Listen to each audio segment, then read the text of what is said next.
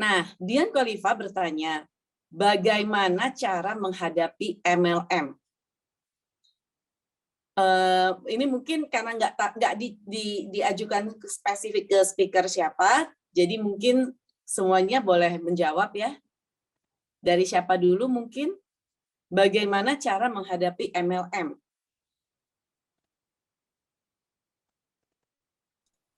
Apakah Mungkin Bu Lisha maksudnya dulu atau MLM ini kali ya, Chief Feb, apa kayak bedanya mungkin kita franchise plus dengan MLM mungkin gitu kali ya, Cilisha ya, atau Chief Feb? mungkin jelas sih pertanyaannya, atau tapi ya nggak apa-apa. Kamu ya, jawab aja mungkin ada persaingan lah ibaratnya ya, si ini mau rekrut atau mau stay in the MLM business, tapi bagaimana untuk mengajak ke insurance business, mungkin seperti itu ya. Oke. Mungkin boleh aku bantu jawab sedikit kali ya. Yes. Kalau aku sih biasanya balik lagi sharing ke, aku sambil share sedikit, balik lagi ke sini ya.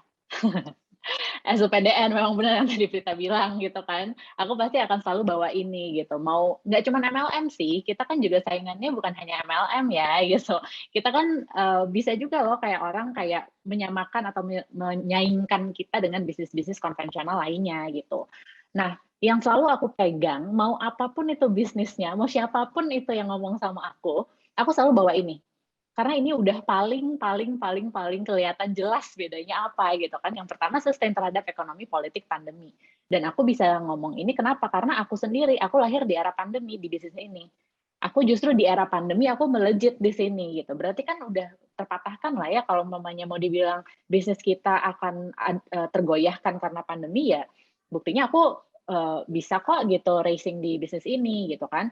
Yang kedua, aku selalu tanya sama biasanya lawan bicara aku atau kayak teman-teman aku yang lagi aku mau rekrut atau lagi membahas soal ini, aku tanya, kalau kalian jualannya makanan gitu, makanan itu kan based on selera banget ya gitu, atau suplemen gitu ya, suplemen atau obat-obatan, kira-kira ada nggak sih orang yang alergi sama obat-obatan atau suplemen itu gitu, atau sama makanan tertentu gitu kan, ada-ada aja gitu. Artinya apa, nggak semua orang cocok sama hal-hal itu gitu, kayak makanan atau suplemen yang kita jual. Tapi aku mau tanya nih, ada nggak sih orang yang alergi sama uang?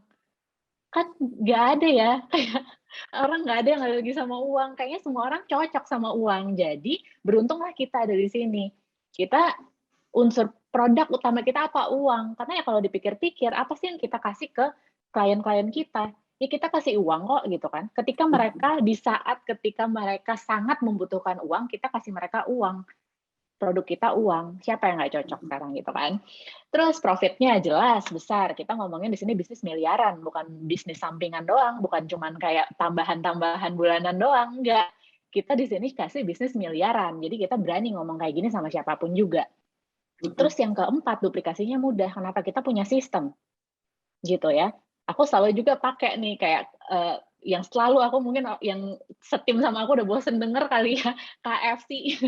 Aku selalu pakai nih cara sistemnya KFC gitu ya. Orang mau goreng ayam di KFC, itu kayak nggak bisa tuh pakai cara sendiri, ya nggak sih? Kamu suka pedas terus kamu tambahin cabai, ya nggak bisa. Jadinya KFC-nya pedas banget gitu, gara-gara yang tukang gorengnya suka pedas, ya kan nggak boleh gitu dong ya. Kita kan harus taat sama sistem, ikutinlah sistemnya, sudah ada SOP-nya, sudah ada cara-caranya, kita tinggal mengikuti. Kenapa? Karena kita mau output-nya ayam KFC, bukan ayam kalasan. Gitu kan. Ayam KFC ya berarti output-nya income-nya Tante Lisha, income-nya Tante Feby, ya nggak? Maunya output-nya kayak gitu ya jalanin itu juga sistemnya, jangan jalanin sistem yang lain, ya kan? Dan yang terakhir, no stock. Nggak pusing lah kita sama stok opnam lah. Kayak harus punya gudang untuk kayak taruh stok atau yang kayak gitu-gitu, itu kan juga buat aku sih, aku kurang enjoy ya kalau harus sampai punya gudang gitu.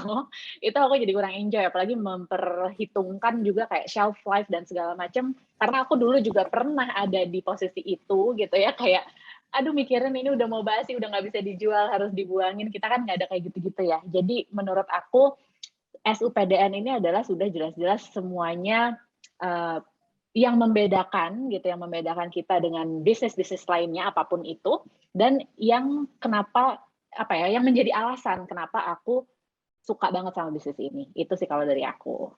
Silahkan kalau ada yang mau nambahin. Oke ya.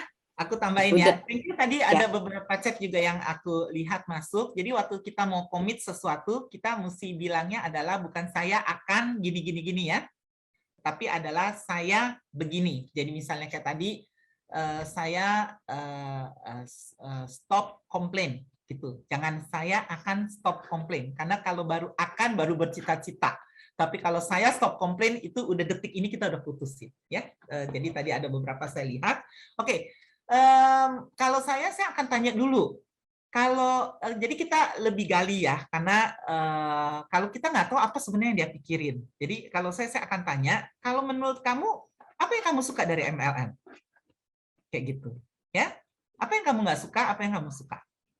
Nah, begitupun juga dengan asuransi. Setelah tadi saya sharing ke kamu, apa yang kamu suka dan apa yang kamu nggak suka. Gitu. Jadi kita biarkan dia curcol dulu ya. Kita akan jadi pendengar yang baik dan kita adalah asking the right question. Jadi supaya dia bilang, oh aku suka kalau misalnya aku jualan MLM karena produknya nyata. Kayak gitu. Ya, kita gali lagi, kita mesti nggak ngerti yang maksudnya nyata, yang asuransi nggak nyata. Jadi kalau kamu lihat yang asuransi itu nggak nyata. Nah, dia bilang, iya kalau asuransi itu susah karena produknya itu nggak nyata. Ya, nah kita tanyain lagi ke dia kayak gitu. Maksud kamu kalau orang itu sakit terus dapat masuk rumah sakit dan dibayarin asuransi itu apakah nggak nyata? Gimana tuh maksudnya? Gitu. Jadi kita ingetin lagi ke dia. Jadi kita sambil beresin dia punya mindset. Apa sih sebenarnya? Gitu. Sampai kita nemuin ya, karena kalau belum dibetulin kita belum tanya-tanya, orang itu suka nggak rela ya, seperti berasanya nggak dimengerti gitu loh, karena dia seneng ya. Nah, jadi setelah dia udah ungkapkan apa yang dia senang gitu ya, jadi misalnya dia bilang lagi umpamanya, iya kalau ini oke. Nah, kita tanya, kalau misalnya kamu mau jalanin MLM, menurut kamu skala dari 0 sampai 10 keberhasilan di situ berapa angkanya? Kayak gitu saya tanya. Misalnya dia 6 ya. Wah, berarti kurang 4 loh. Berarti dia sendiri masih belum mutusin dia juga tok-tok mau MLM loh. Ya, kenapa? Kurang 4 gitu loh. Kenapa tuh bisa nggak yakin gitu kan? Oh ya, dari situ kita banyak tanya.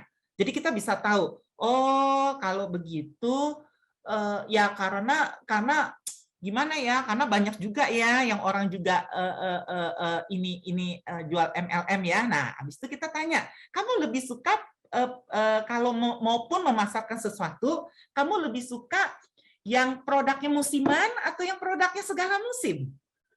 Gitu, tanyain ya. Karena kembali lagi kayak tadi Augie bilang, yang S-nya itu situasi ekonomi politik ya, nggak ganggu. Itu kan bicara produk.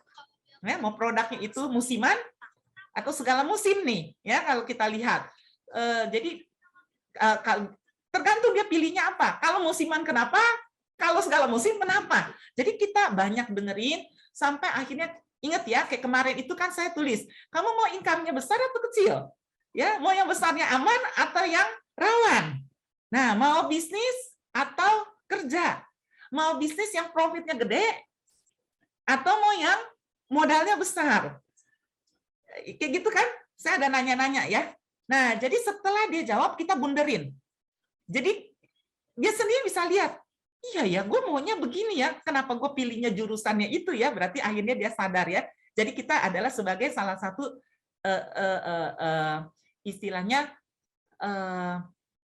bisa buka jalan ke dia gitu. Baru setelah firm banget, dia ada build trust ke kita, barulah dia mau dengarkan apa yang menjadi omongan kita selanjutnya. Itu kalau dari saya. Saya balikin lagi. Silakan. Oke, mungkin cukup mewakili ya teman-teman ya. Yang paling penting tadi adalah kita bertanya dulu pendapatnya. Setelah kita tahu pendapatnya, baru kita mengarahkannya ya tentang kelebihannya yang di sini. Jadi dia sudah bisa lebih accept ya, Bu Lisha ya, artinya ya, karena ya, dia sendiri dong yang jawab-jawab itu, sehingga pilihan dia itu nanti match nggak dengan harapan dia. Betul. Dan dia sendiri kan kalau kita mau tanya, emang lu mau jalanin multi level MLM? Mungkin jawabannya ya nggak, nggak, tidak mengerti ya menjawabnya bagaimana. Tapi kalau kita tanya dengan skor, dia kan lebih soft ya, lebih smooth masuknya ya. Menjawabnya pun dia sendiri yang menilai. Sebenarnya dia itu emang benar mau atau hanya mau dalam pikiran aja gitu ya. Mungkin kadang-kadang karena mungkin dia masih anti selling ya. Mungkin ya. Tapi dia tutupin gitu. Jadi dia mau bilang nggak mau join, nggak enak gitu ya. Jadi mulai berkelit nih karena kita masih, jadi dia ambil MLM beginilah begitulah gitu kan ya. Jadi kita coba lihat istilahnya bukan simptomnya, tapi core problemnya sebenarnya orang itu apa sih? Kenapa sih? Mungkin dia mesti yang punya mindset selling yang masih belum ini ya. Bisa aja karena dia nggak suka sama orang asuransi karena apa, maksa. Gitu ya. Itu kalau udah datang nggak mau pulang-pulang. Ada lu yang kayak gitu. Iya ya. Saya juga sebel tuh kalau kayak gitu ya. Nah, atau yang janjinya janji surga ya.